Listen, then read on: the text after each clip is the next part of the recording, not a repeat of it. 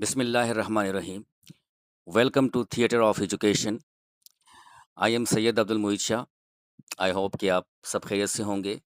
अच्छा, तो respected viewers, इससे पहले हमने ब्लूम्स टेक्सोनोमी में जो कॉग्निटिव डोमेन है उसको स्टडी किया था, कॉम्प्रिहेंसिवली स्टडी किया था उसको। तो आज हम affective domain of Bloom's taxonomy study करेंगे और इस डोमेन को पेश किया था क्रेथोल्स ने, जिसको क्रेथोल्स टेक्सोनोमी भी कहते हैं। अच्छा, अफेक्टिव डोमेन का मतलब क्या है?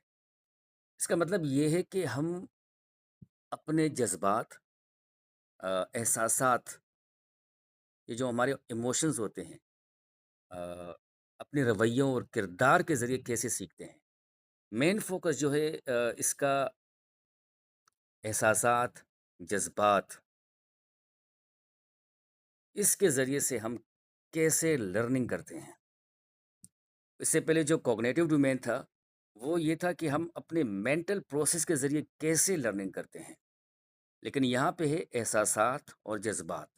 जज़्बात और एहसासात के ज़रिए हम कैसे लर्निंग करते हैं और किस-किस लेवल पे हम जाके कितना लर्निंग करते हैं। इसमें हम ये डिटेल में पढ़ेंगे। अच्छा, यहाँ पे ये इसके साथ ही लिखा है कि emotional learning, emotional learning, attitudes, values and feelings. ठीक है? अ, आगे पढ़ते हैं द अफेक्टिव डोमेन, जिसे क्रिथॉल, ब्लूम, मेसिया इन्होंने पेश किया था। अच्छा, यहाँ पे थोड़ी-सी मिस्टेक है, ये 1973 नहीं है, बल्कि ये 1964 है। इफेक्टिव डोमेन जो प्रेज़ेंट किया था, ये 64 में प्रेज़ेंट किया गया था, ठीक है? अच्छा, इसको ज़रा मैं करेक्ट कर देता हूँ यहाँ पे, ताकि मसला ना हो फिर बाद में। ये 64 है, ठीक है? 1964 है, यहाँ पे 64, ठीक है? अच्छा, अ, डिस्क्राइब्स अच्छा, इससे पहले ना जो कॉग्निटिव डोमेन है, बेंजामिन ब्लूम ने पेश किया था 1956 में, ठीक है? और इसके बाद जो वो कॉग्निटिव डोमेन जो है वो फिर जब रिवाइज़ किया गया, ये टैक्सोनॉमी जब रिवाइज़ की गई 2001 में, ठीक है? उसके फिर जो लेवल है वो थोड़े जो ऊपर हाईएस्ट लेवल है वो चेंज हो गए थे।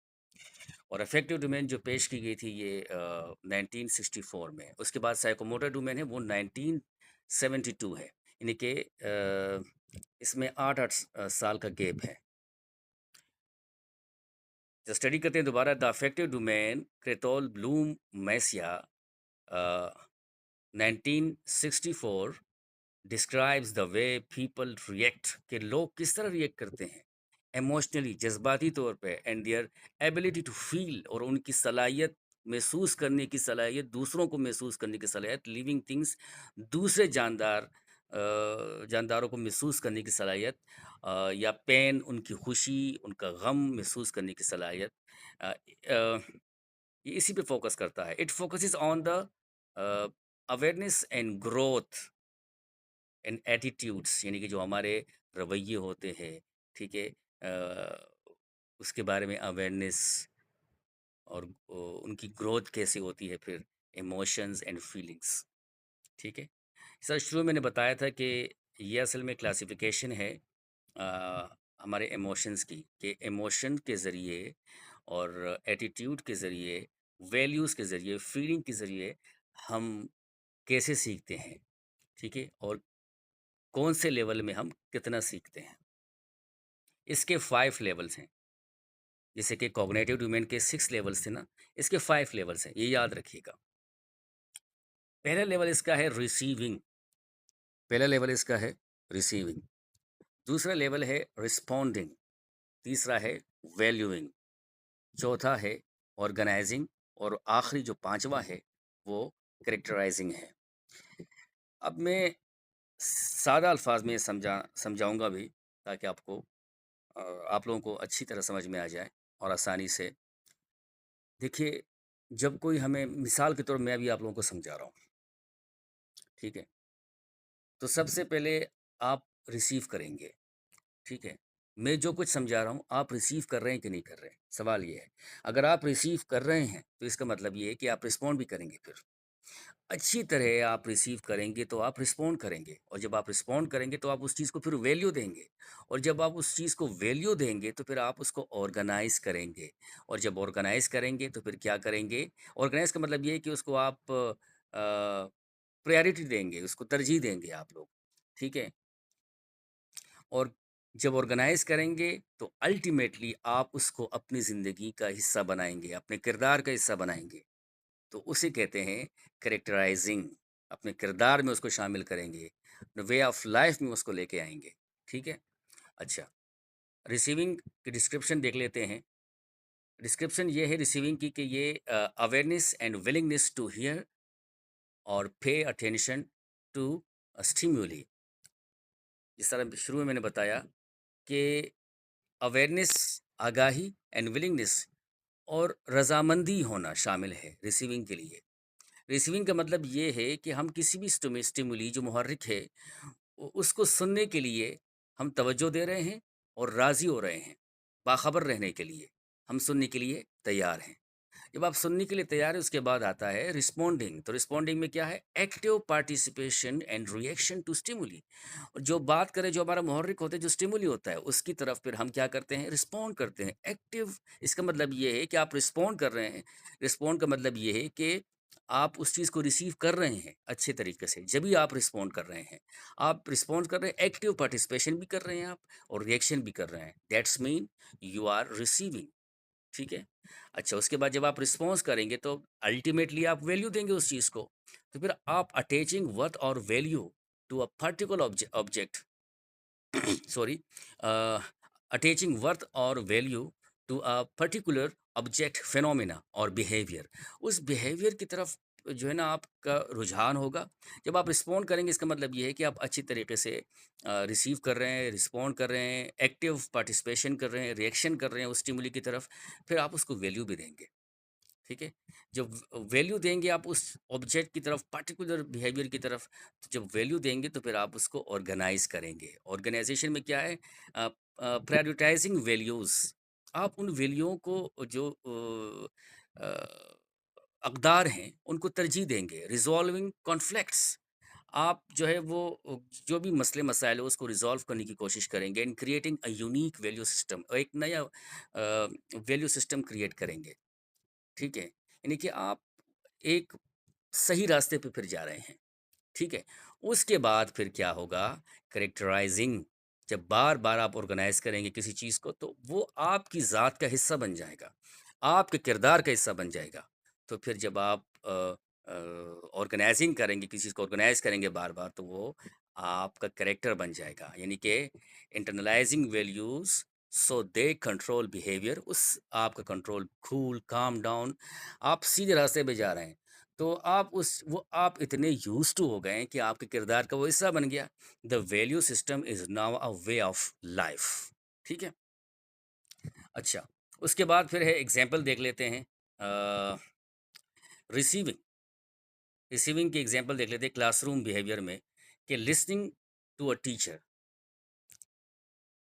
अपने टीचर की बात सुनना। Talk about the importance of environmental conversation, ठीक है?